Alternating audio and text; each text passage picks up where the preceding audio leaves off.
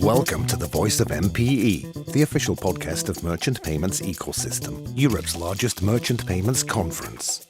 Today, we are at the 16th Annual MPE Conference, MPE 2023. This podcast brings you interviews with payment industry leaders and professionals from the entire payment world. For more information, head over to www.merchantpaymentsecosystem.com. Today we are talking about Reinvented Retail. David Parker from Polymath Consulting, the moderator of this session, spoke with Houssem Assadi from Dejamobile, Kirsty Morris from Barclaycard, Giulio De Taddeo from Nexi Group, Boris Ferlet from Ingenico, and Pierre Aurel from Halo. In today's podcast, we'll discuss how you identify an investment that delivers real value to customers, and we'll look closer at SoftPOS and retailer smart apps as the optimizing engagement across channels. Thank you very much for both coming up on stage. We've now got three additional panelists. I'll just quickly get them to introduce themselves. I know their names are up there, but the pictures always look so young up there. So we'll start at the far end. Just quickly, name and company will be great, and what you do. Pierre Aurel from Halo. Hi everyone, Giulio De Taddeo, Nexi Group. And Boris Ferlet from Ingenico. Wonderful. So as I said, I've got the listed questions all approved, nice and easy. You do the awkward ones. So stick your hands up. I'm interested in actually just the panel's thoughts, because one of the big things I see with retailers, and it was interesting you said that survey, more than 100,000. I think the big question, is actually something slightly different, which is how many of those would be big retailers versus the small and the micro? Because I think we've got a big issue with legacy systems out there. And I'm just wondering how much these legacy systems are inhibiting the retailers. Because I think I got told it's about once every 5 years a retailer sort of upgrades their POS. You know, you're looking at me like, make it 10 now in the current economic climate. But, you know, it's not something they do every year, put it like that. Is that a big inhibitor? Where are we going? So is the growth going to come really from the bottom, not from the top? And please, anyone can throw in a thought here. This is what I'm seeing in the market. Certainly, legacy is a problem wherever you go. Deploying an app to the App Store takes minutes. It's really fast to do. But integrating that into an existing payment system so that the retailer can process it end to end is complex. And what we see with retailers is they've purchased their own switches. They refuse to leverage existing payment integrations, and they insist on using their own. So they'll sweat the small stuff by not paying an extra 0.225% on a transaction and undertake a whole big project. And that drags on for a year, 2 years before they actually get value out of the product that they're deploying. Yeah, but let's say from our perspective, Nexi, we are seeing that for sure merchants today are really focused in, as it has emerged before, in delivering the best user experience to the merchants, to the buyers, sorry. And if we have to resume, it's all about buyer experience. Today, merchants are competing really against each other in the competitive arena on the axis of delivering and how they deliver the best experience possible. So for sure, every organization has legacy systems, platforms in place, but we are seeing a lot of investments going in this direction in order to really decide first how and what to deliver to the buyers, and secondly, achieving that result. I would say in a design phase where the payment is really central in order to deliver what has been defined at strategic level by the merchant. That's really what we are seeing. So a lot of investments on that. Yeah, I mean, I would add it's a topic that tend to see some disagreement on at times. I think an expectation that it is the smaller micro merchants that really, are the sort of obvious user case. And actually, if you think about the big retailers, and you said about 5 years, I remember speaking to a retailer a couple of years ago. It's like, we're coming up to our 10-year. We need to start thinking about it. 5 years in average, isn't it? I mean, it's so expensive.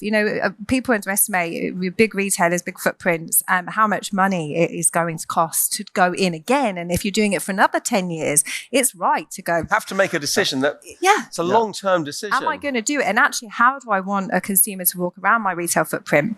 And how much do I want to pay? A square of retail space on Oxford Street is pretty damn expensive. The other problem is they change staff so often. You've got the whole training. They've got to make it easy on them. But the training's on the existing POS as well, right? It's just the device and the way in which you think about a POS and that experience versus, it being a set system you have to always go back to. Yeah, but here we are not discussing about changing the whole infrastructure, all the devices for a retailer.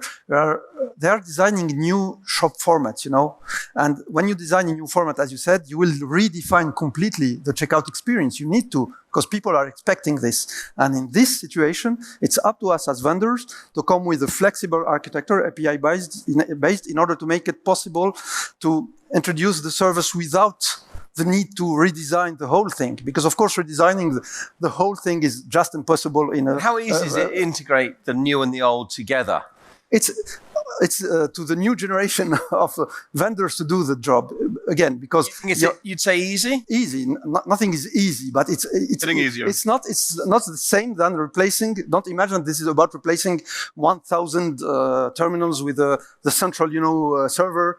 In order to do this, I mean, when you need to implement a new shop format from scratch, you are building a new system, in fact, by definition.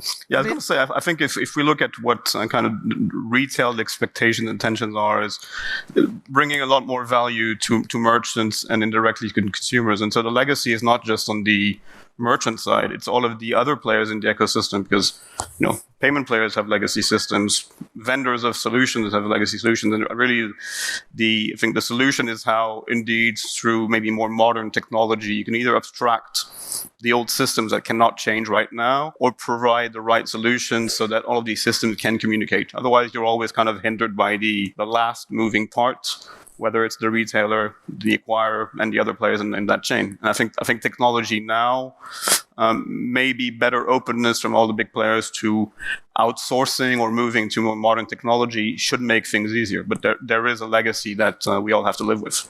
And one trend that we are seeing in the market, for example, is about how ergonomic are the platforms and the service that we as payment operators are building. And we find very, let's say, good market returns from the capability also that we put in place in order to, for example, build specific piece of software to ease up the integration for merchants. That's something that I see as a trend in the market. But you see, if I take a sample of one, me, my local beekeeping division, we've just started taking cards. And we've done it because it's now so much easier using SoftPOS, okay? And I'm wondering how much this new technology, particularly SoftPOS, and Barclaycard, you're a big traditional acquirer with terminals and rentals, and you've got a lot of stuff out there. Cooler than that now. Yeah. How much are we actually going to see this new stuff, actually what I would call expand out the card acceptance I don't want to call it card acceptance network, but the amount of people I have plumbers come to me, I'll be honest with you, and I said, you guys said, yeah, but the thing never pairs. I gave up on it. And I'm wondering what we're seeing now is how actually going to expand out really easily the actual market opportunity. And I'd love to get your views on that, because my personal one is I think that's where the huge growth is going to come from, is actually the number of people just accepting this type of payment. Yeah, I think most of the technology at the moment does integrate really well into the existing platforms. And actually, most scale processing providers have either already recent years or will have to, dare I say it, upgrade some of the legacy platforms.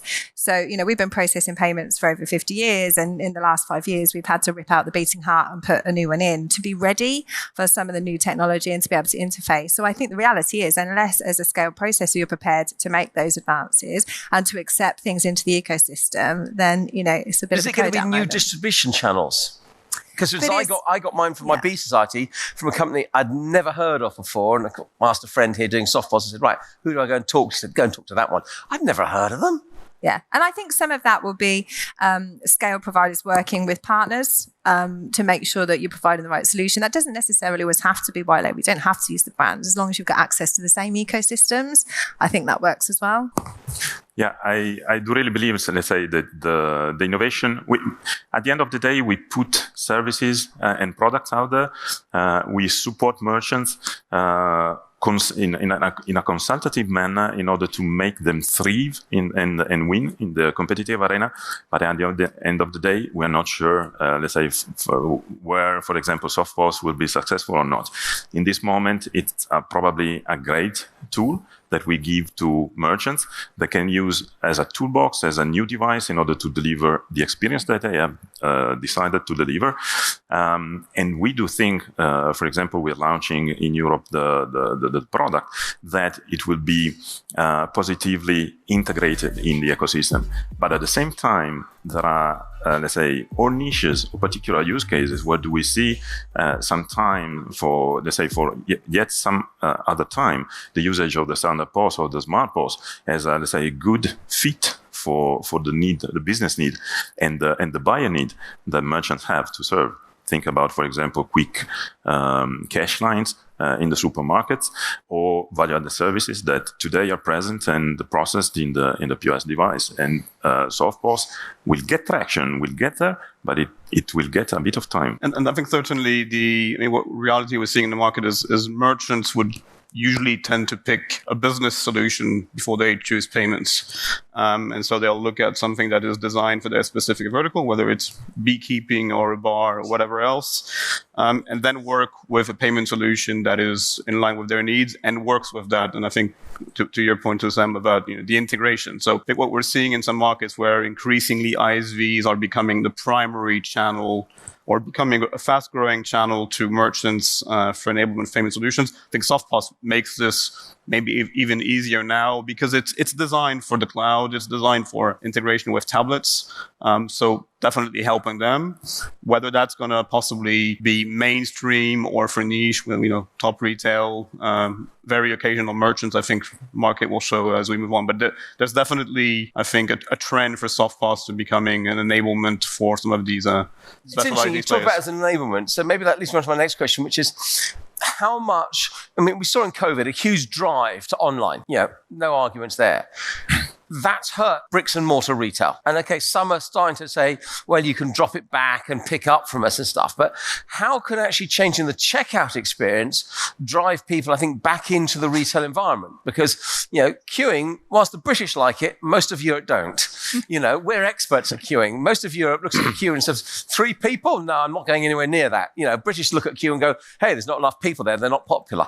I'm just interested in how the change in the retail checkout process could actually really reinvigorate and drive people back into the store. I'm interested in some thoughts on that, maybe. Well, I have a strong thought.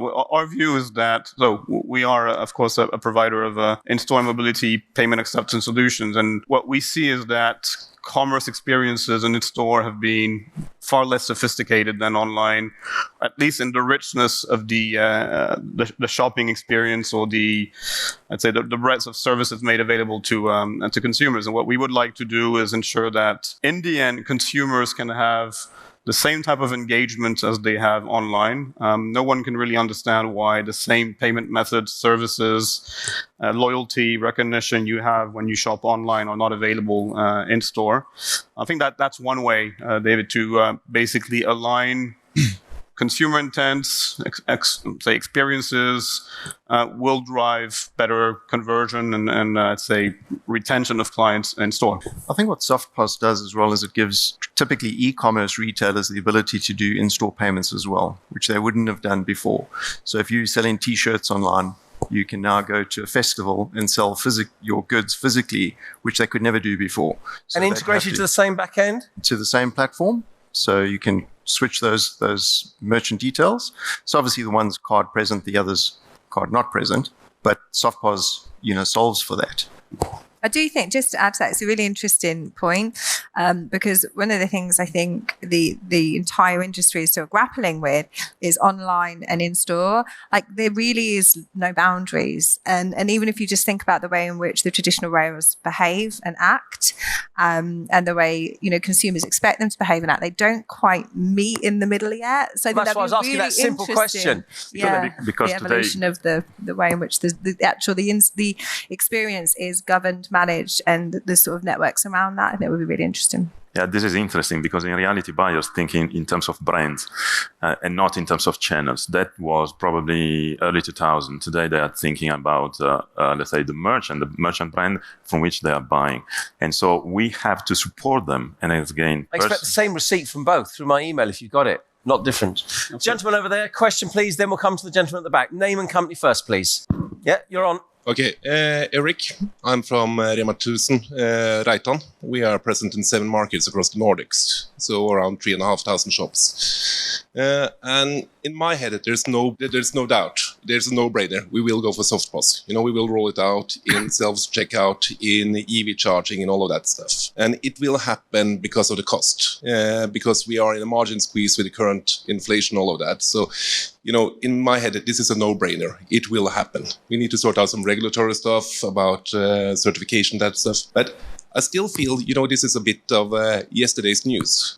This is already last year. Because we are, what's important to us is early identification, it's loyalty, it's cheap transactions to take control of the payment in our store, the communication with our users. So we are already, and that happens for all the large retailers across our region, that we start to take payment into our app. We're already moving into in-app payment combined with loyalty, early identification, communication with the customer through the journey. So don't you feel that what we discussed here for the UK is already a bit yesterday's news? Is it yesterday's news? Oh, some retailers. Right, panel, I give you that while the mic goes to the back, please. Yeah, I'll go first. I think it is a little bit yesterday's news. I agree with that. And if only I had my crystal ball.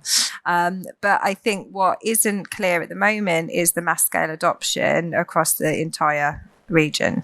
So I think, and I spend time with retail. I spent, most of my professional career speaking with retailers, and there is still battles and dilemmas as to how to get to full adoption and how to move that and how to shift consumers.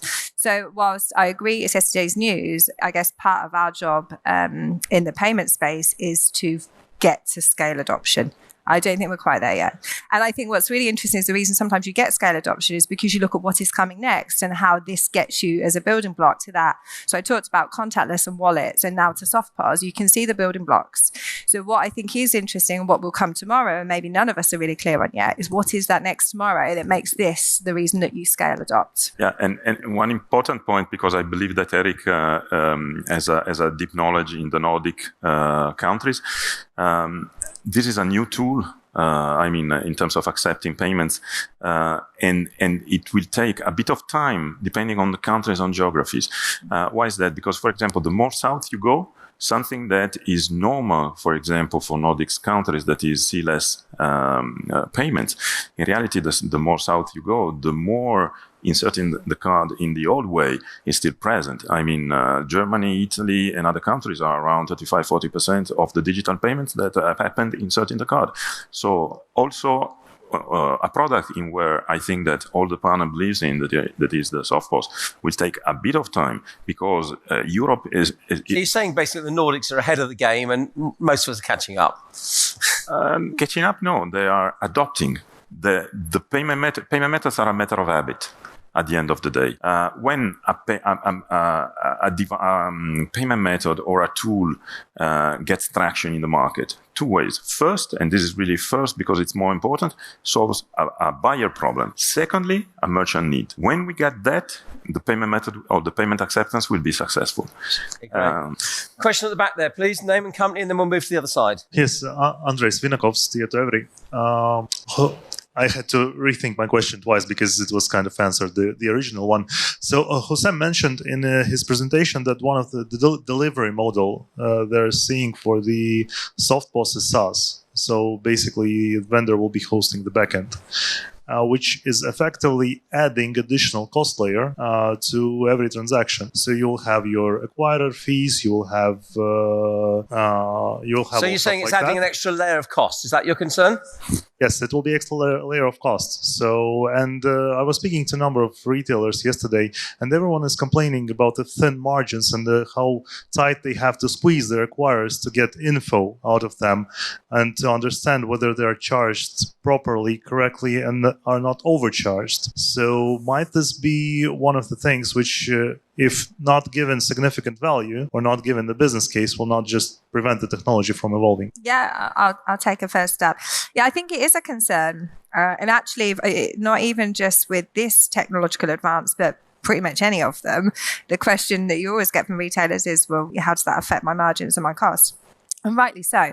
So I think it comes back to, and this is maybe where the scale adoption piece comes, because it's about finding the right balance and business case, which is why, I think looking end to end on what technology delivers as a customer experience and then where the upside is the most important part of that discussion. So a retailer that I was talking to a few years ago about the concept of SoftPOS was genuinely considering not spending millions on implementing hardware across the store. And I know you talked about having a mix and match, but actually they were going, I want to rip this stuff out. It costs me a lot of money to buy and to maintain.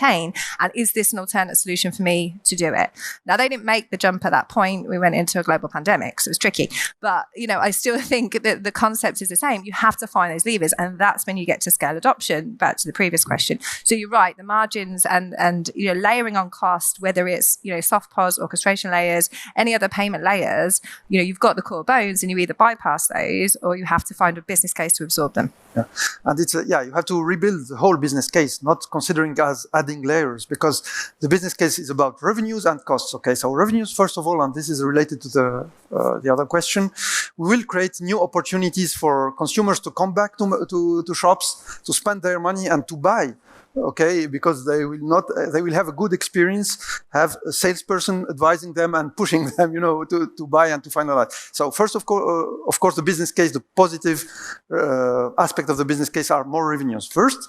Second, it's not adding a layer, it's redesigning a system. So you will get rid of part of your costs related to hardware, logistics, and the related, personnel costs, etc. And totally replacing this by a much more flexible SaaS-based solution, which is much cheaper than a proprietary in-house, on-premise solution. So you have not to consider this as adding layers, but redesigning the business case. Exactly right. I think if you divorce the commercials from the technology, yes, there's an extra technology layer potentially, but it doesn't mean it's always an extra cost. You're eliminating a lot of other existing terminal costs, terminal management systems, and all of that comes at great expense for the technical teams that administer that typically on-premise. So software as a service generally has taken over the world as a business model. Why? Because you don't need technical teams supporting it. So it takes away a lot of the pain of maintaining systems, which I think is priced into the solution, and it's definitely value that's being delivered. Question over there, please. Could we have your name and company, please? Damon McCree, American Express. I'm interested in the panel's views on whether you've seen or you expect to see the use of SoftPOS to complete an e-com transaction. So if you're, say, at home, you're on a website, you fill out your basket, and when you come to pay, you actually complete the payment on your own device. Yeah. So that technology is called tap on own device. It's been a hot topic for a long time with the card schemes. It hasn't typically been supported, but I think we are seeing some adoption of that now and support behind it.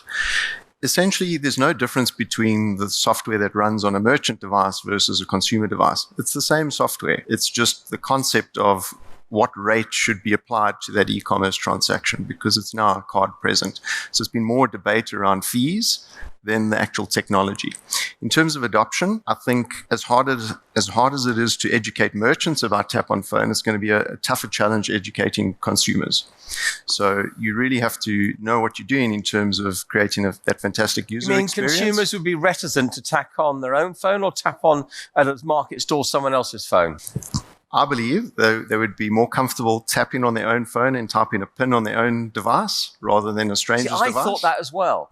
But when I did my B stall, trust me, hand over the phone, tap, tap, tap. I couldn't believe how people were happy to tap. I think that comes back to the continuation of technology, because, when we first had contactless, and we were talking about this earlier, one of the environments where consumers actually most used their first tap was in an unattended payment environment, because nobody was watching. I was in a queue and I was going to do this weird thing where it was wrong. But because we're talking about technology, which is just on this continuation of I've got used to as a consumer doing that, I actually think it's easier. Last year's show, I had an argument with a friend doing MPOS saying, but biggest issue is going to be people are not going to want to tap on my phone. He said, try it. Did, nearly blew me away.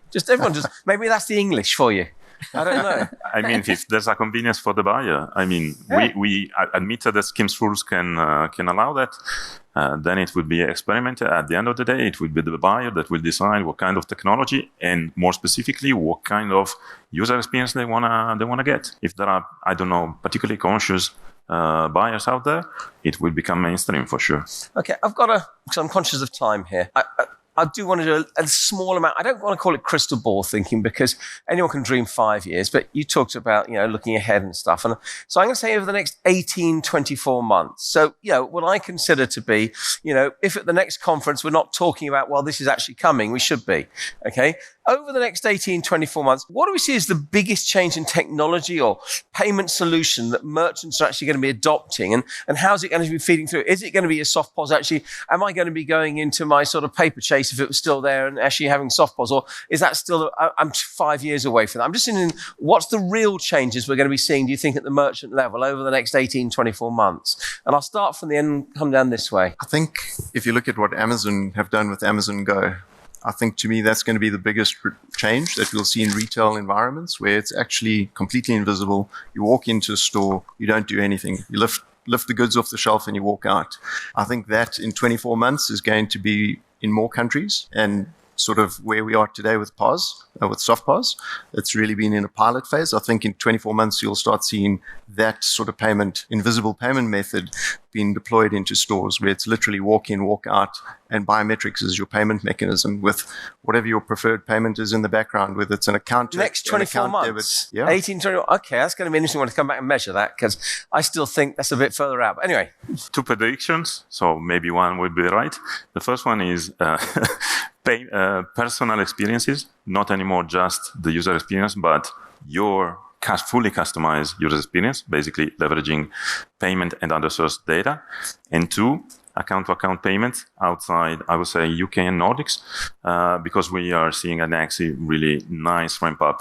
I was going to come on to that, but we ran out of time. Account-to-account, I think it's a fair, interesting one. I think definitely SoftPOS as a way to extend acceptance and improve acceptance on the top of, I say, more traditional payment methods and all of the unattended ones and mobility. I think that technology is there, players are there, so that's definitely going to generalize. I think the second one is really maybe to bounce back on what Gio was saying, more personalized shopping experiences in store in a similar sense to what you have online.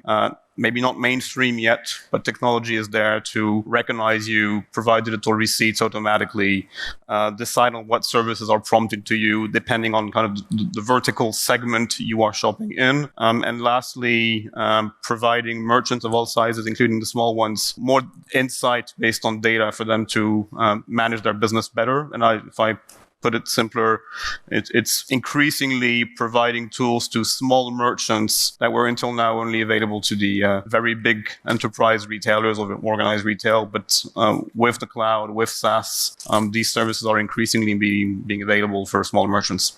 So I think I've covered some of this, but I think the personalization piece is really important. But it's not just about personalization of commerce. And I do think, we talk about the core payment piece is just moving some money from here to here in some description or a value, right? I mean, future, let's wonder what data might be. Could that be a currency of its very own? But I think, moving of payment is the commerce that sits around it that needs to be really well personalized. And that's how consumers, I think, engage when they are making a purchase. But where I think it's going to get really interesting, maybe controversially, it's not really about one piece of technology. I think where the real game is at is how to connect the dots. And actually that is about the personalization, but it's about how do I get the benefit of lots of different pieces of technology in one seamless way. Retailers are battling all the time with how to integrate different pieces of technology and kit. So I actually think the real game in town is the organizations that string those things together. You see. Okay, so I will maybe have 2 predictions. The first one regarding the, let's say, retail shops. Yeah, we'll have as a consumer a more pleasant, let's say, experience regarding checkout and payment. We like queuing. We're English. Yeah, but we are French. When you start queuing, it's a mess, so you don't have to. So, but apart from this, I think we will have a really more pleasant experience having personnel in shops helping us, and not just asking us to go there and queue for an hour to pay. So I think it's more pleasant. And maybe we did not discuss this really, but in emerging countries, this will be a huge change in terms of financial inclusion of small merchants. Think about Brazil, for example, a country where we are operating. You have millions of merchants waiting for such solutions to be really, to improve their business on a daily basis. So this will be a huge change within the 2 coming years. Thank you for a great panel. I think our audience, we need to thank them as well. But before we all disappear, I'm chairing 9 o'clock tomorrow morning, so don't party too hard at the gala tonight. So I hopefully track 2 tomorrow. If you enjoyed this one, come and hear me tomorrow morning. I've got another great panel then. So do have fun tonight, but do come and join me tomorrow morning at 9 a.m., please. I'd like to have someone with me. But thank you very much for a great panel. Thank you. Thanks for tuning in to the official MPE podcast. If you've enjoyed this episode, be sure to subscribe to the show and check other video interviews with other industry leaders on our YouTube channel. For more content, follow Merchant Payments Ecosystem on LinkedIn and Twitter. Don't miss out on our Positivity magazine, and remember to subscribe to the MPE newsletter at www.merchantpaymentsecosystem.com.